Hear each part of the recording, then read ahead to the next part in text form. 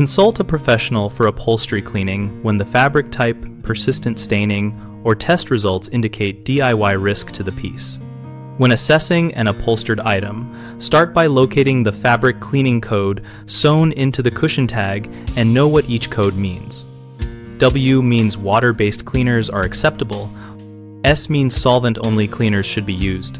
SW means either is okay, and X means vacuum only and no liquid cleaning. Perform a discrete spot test in an inconspicuous area with your chosen cleaner and blot. Do not rub, watching for color transfer, shrinkage, or browning.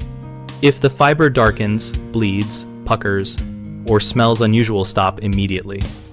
If stains penetrate deeply, smell musty or smoke-soaked, or if the upholstery padding retains odor after surface cleaning, those are signs of contamination or wicking that usually require professional equipment and drying control to avoid mold. High-value, antique, or delicate fabrics such as silk, velvet with special nap, or blended jacquard require cleaning expertise to protect texture and color and often need low moisture systems or solvent methods unfit for household products. For pieces with complex construction like tufting, piping, or attached trims, professionals can disassemble partial covers, treat seams, and reassemble without distortion.